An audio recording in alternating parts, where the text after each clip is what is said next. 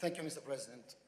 I would like to also thank the host country, in particular Mr. Orlukov, Taimatan, and Dastan for the work. Thank you very much. I was here with Christine Moutonen in 2016 when she was then Vice President, when we launched the idea. At that time, also my colleagues were thinking this is a big challenge to organize a meeting so far away from our countries. But it worked very well. All the delegations I spoke to are very happy with the organization. So congratulations, you've done a great job. Normally, we always congratulate the host country. It sounds like a rhetorical exercise, but I think it's a very sincere appreciation of the work you've done from all the aspects. Great hospitality. Thank you very much. I would like to also thank again the German Parliament and the staff for the very successful annual session in Berlin. Doris and all the colleagues from the German Parliament, you've done a great job. The assembly was really a success. I spoke to all my colleagues. We do always an exercise of, let's say, lessons learned after an annual session. And everybody concurred that this annual session was a big success also from the quality of the debate, from the atmosphere that we felt. I will come back on the atmosphere later on in my presentation. But thank you very much for the work that was done there. In terms of activities also in Kyrgyzstan, I'd like to highlight the fact that we have an MOU with the Kyrgyzstan Bishkek Academy. Every year we take one of the best students of the academy to our secretariat for a period of research fellowship. So we pay a lot of attention to the region. You will hear soon an appointment on the special representative of the region has been made by the president. Next week it will be announced. And also I appreciated the presence of OSCE field operations here. This is something that we very much appreciate because the OSCE does its work through the missions on the field. So we value very much the OSCE activities done through the missions. Only 2 months, 3 months passed since the annual session, but there's been a lot of activities. You've heard some of the report from the special representatives. I'd like to thank Eddie Fry for the important visit that you had in Kiev immediately after the annual session. You have gone so much into the details, so I will not enter into the details of the visit. But this was very much appreciated because it was back-to-back with our annual session. And of course, we look forward also to hearing from you on possibilities for the annual session in your country in the years to come. I would like to also thank Mark Pritchard for his report and for the work he has done as Southeast Europe Special Representative. It's not easy indeed to take over from Roberto Batelli, who was in the region for many years. I know personally how important was the reputation of Batelli in that region, but Mark Pritchard took this responsibility immediately with a lot of energy, visiting 3 countries, planning to visit other 3. So that work is very much appreciated. Un mot pour Pascal Alizard. J'ai apprécié que vous avez fait votre présentation en anglais. Ça, je sais, pour un Français, c'est des fois difficile de le faire. C'est pour ça que je me parle en français maintenant pour vous. Mais merci pour l'activité qui a été faite, aussi la grande visite que vous avez faite au Maroc et l'atmosphère que vous avez créée hier dans le forum. Hier, on a entendu aussi des échanges très forts entre la délégation de l'Israël et le représentant de l'autorité de la Palestine. Mais vous êtes réussi à les mettre ensemble aussi quand on a fait la photo, à se donner la main. Ça représente bien, je crois, symboliquement aussi l'esprit de cette assemblée. On peut parler, on peut discuter, on peut présenter des positions très fortes dans nos débats, mais quand même, on essaye de créer une atmosphère, et je reviendrai à l'atmosphère plus tard, mais on essaie de créer une atmosphère de discussion et d'amitié entre nous. Donc, merci, Elisa, pour ça.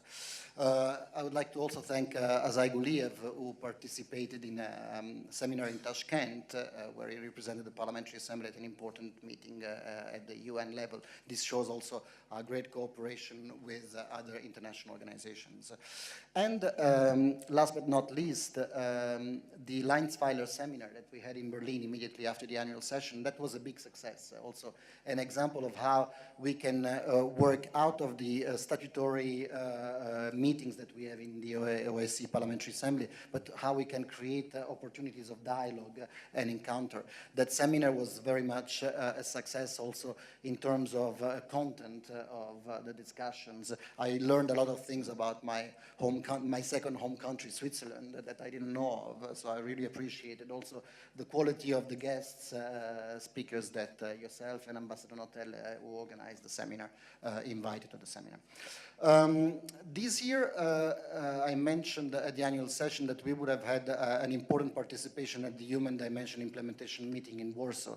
This was indeed the case. It was the biggest participation ever of the OSCE Parliamentary Assembly at the Human Dimension Implementation meeting in Warsaw, the biggest human rights and biggest meeting in Europe of NGOs, civil society, and governments.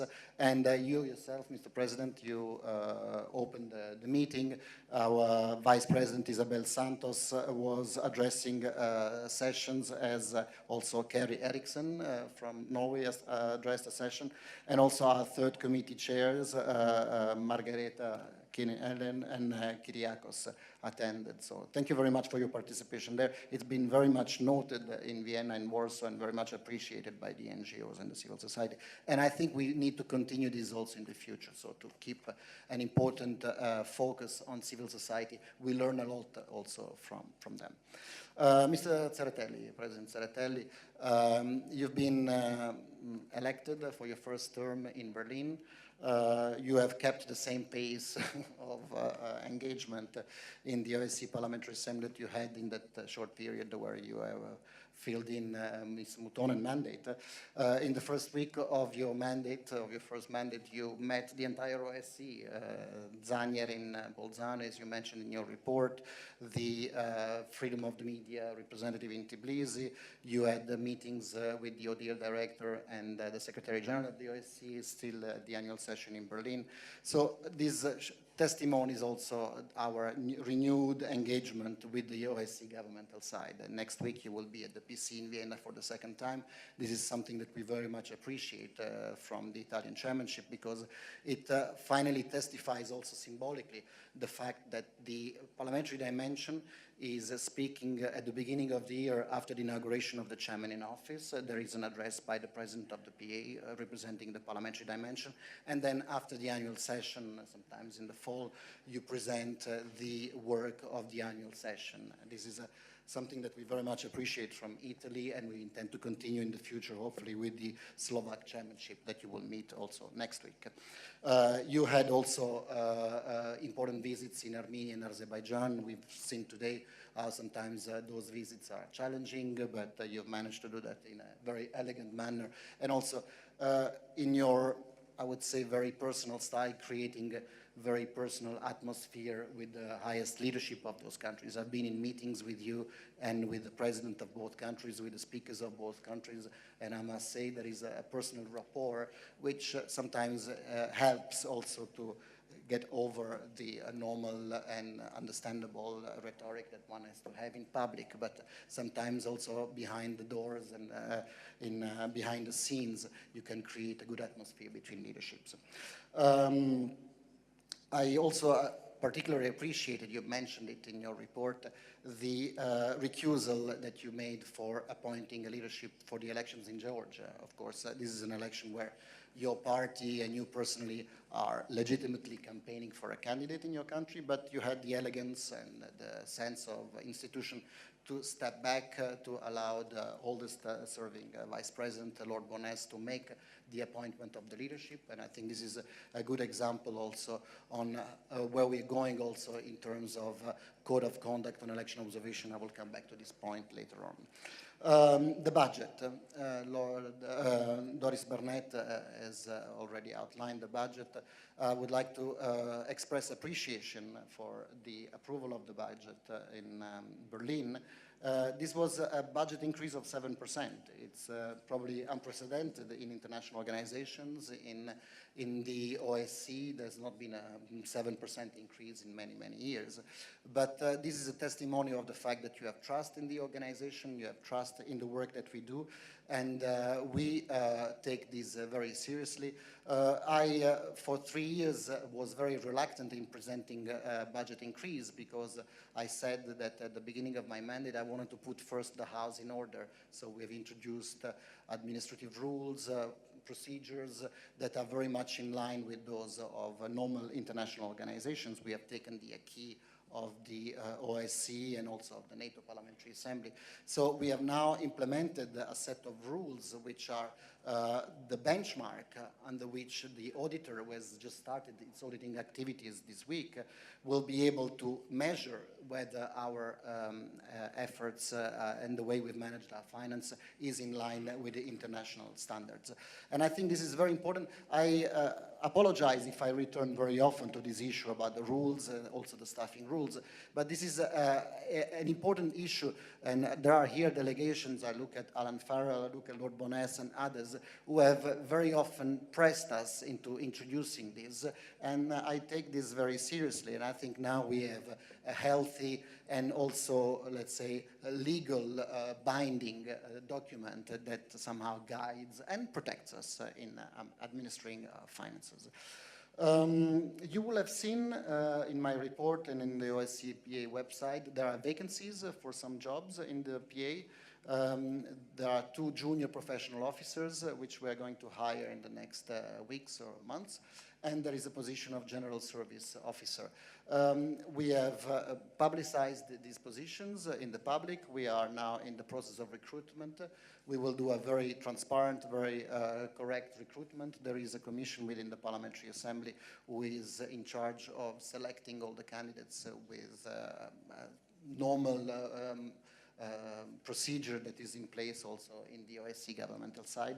And but this, talking about the recruitment of staff gives me the possibility also to talk a little bit about the staff of the Parliamentary Assembly and of the International Secretariat. We talked about the budget. We always talk about the budget of the Assembly. It's actually a budget of the International Secretariat, because, I mean, the budget that you are giving us is to pay for the expenses of the civil servants and the activities of the International Secretariat. And very often, you know, you have expressed appreciation for our work we've heard today, and this is, of course, something that we very much appreciate and welcome. But I would like to underline that those who work in international organizations, civil servants like us, and especially those who work in parliamentary assemblies, have to have some kind of special gift, let's say. We are not grand commis d'etat, let's say, or great, you know, like gray and dull bureaucrats who follow at the line, you know, of the administrative procedures. We are very flexible individuals. We have the capacity to be the best friend of a politician one day, but have the understanding that next day you are the staff of that politician. So if in the evening before you were calling him on first name basis and you were having a drink, the next day you are his staff and you work and you do work of a regular civil servant. It requires special skill, a special capacity that is invested in the DNA of the OSCE International Secretariat's civil servants. And this is something that we will keep in mind also in the new recruitments that we will make. I now come to a more general issue, which was mentioned yesterday by your foreign minister very often, the issue of enthusiasm and the atmosphere in this assembly. I think this is something that I very much appreciate. I've seen in the last 2-3 years a great enthusiasm coming from the members. There is a great desire to participate in all our activities, to be engaged in the work of the committees. Many members want to be appointed special representative, want to be members of special committees. This shows that there is a greater value that comes from parliamentarians in the work that a multilateral organization and a parliamentary assembly can do in today's difficult world. So we very much appreciate this atmosphere. The other word that was used yesterday by a foreign minister was the word trust.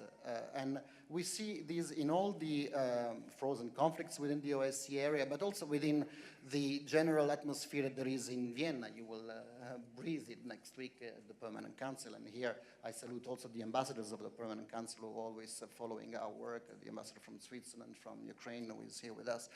You will feel it next week, you know, these difficulties in the OSCE region about trust. And